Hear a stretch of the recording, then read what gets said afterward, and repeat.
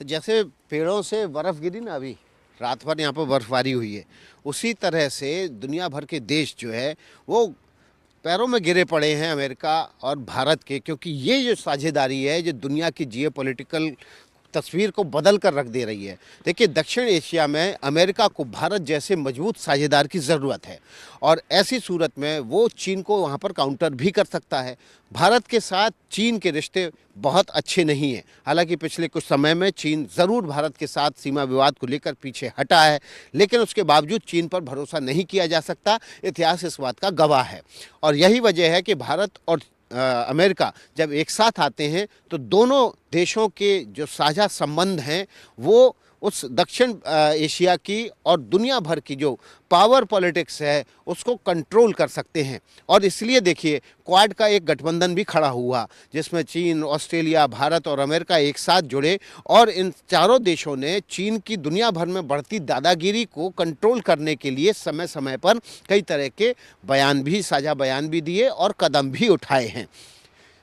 राष्ट्रपति Donald Trump का मानना है कि चीन जो है तकनीकी रूप से बहुत आगे चला जा चुका है और ऐसी सूरत में वो दुनिया भर के लिए खतरा पैदा कर रहा है और ऐसी सूरत में उस पर कई तरह के रिस्ट्रिक्शन लगाए जाना ज़रूरी है, जिसकी घोषणा सत्ता में आने के बाद राष्ट्रपति डोनाल्ड ट्रंप ने पहले से ही की है। और ये खतरा लेकिन भारत के ऊपर ही मंडरा रहा है। दुनिया भर के जानकार कह रहे हैं कि राष्ट्रपति डोनाल्ड ट्रंप की जो योजना है वो ये है कि अमेरिकी उत्पादों को बढ़ावा मिले, इसके लिए वो दुनिया भर के ऐसे देशों पर जो सस्ते उत्पाद भारत या दूसरे देश जो है अमेरिका भेजते हैं उन पर ज़्यादा कर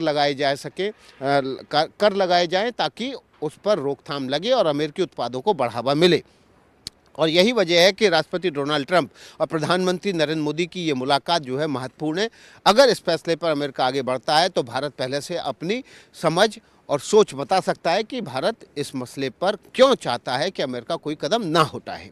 इसके अलावा देखिए, दुनिया भर का जो ऑटो सेक्टर है बहुत तेज़ी से विस्तार कर रहा है। नई तकनीक आ गई है, ईवी व्हीकल्स को लेकर ज़बरदस्त तरीके से दुनिया में इसकी मांग बढ़ी है। अमेरिका और चीन के बाद भारत सबसे बड़ा कार का उपभोक्ता बाजार है और यहाँ पर टेस्ला पिछले 3-4 साल से कोशिश कर रहा है कि भारत में वो एंट्री ले, लेकिन टेस्ला की ये शिकायत थी कि भारत में इलेक्ट्रिक व्हीकल्स पर बहुत ज़्यादा कर लगता है, जिसको पिछले कुछ समय में भारत ने धीरे धीरे करके कम किया है। कई अंतर्राष्ट्रीय कार ऑटो कंपनियां जो है भारत में अपनी ईवी बना रही हैं, लेकिन टेस्ला अभी तक भारत की तरफ टकटकी लगाए देख रहा है कि भारत कुछ रियायत दे तो वो भारत में भी एंट्री ले। और इसलिए इस मुलाकात पर न केवल टेस्ला के एलन मस्क की नज़र है बल्कि दुनिया भर के ऑटो बाज़ार की भी नज़र है कि भारत क्या इस मुलाकात में टेस्ला को लेकर कोई निर्णायक फैसला ले सकता है। रक्षा सौदों को लेकर भारत और अमेरिका के बीच लंबे समय से एक साझेदारी रही है। यहाँ ये माना जा रहा है कि साझेदारी को और आगे कैसे बढ़ाया जाए, कैसे भारत जो है वो दुनिया भर की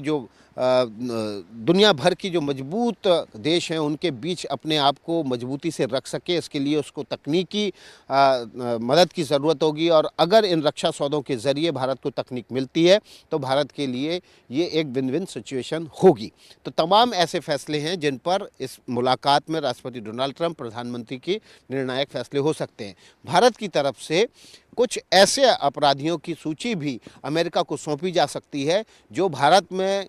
अपराध करते हैं और अमेरिका में बैठे रहते हैं। ऐसे अपराधियों की सूची भारतीय एजेंसियों ने तैयार की है और वो उन एजेंसियों के जरिए अमेरिका की तमाम सिक्योरिटी एजेंसीज़ को वो सूची देंगे ताकि भविष्य में इन पर नकेल कसी जा सके, कार्रवाई की जा सके और उन्हें भारत में लाकर उनके अपराधों की सज़ा भी दिलवाई जा सके। तो दुनिया भर की नज़र प्रधानमंत्री नरेंद्र मोदी की इस यात्रा पर है और इस यात्रा में राष्ट्रपति डोनाल्ड ट्रंप और प्रधानमंत्री नरेंद्र मोदी, जो कि एक दूसरे को अपना बहुत अच्छा दोस्त बताते हैं, वो अपनी दोस्ती के जरिए डिप्लोमेसी की एक नई कहानी यहाँ से लिख सकते हैं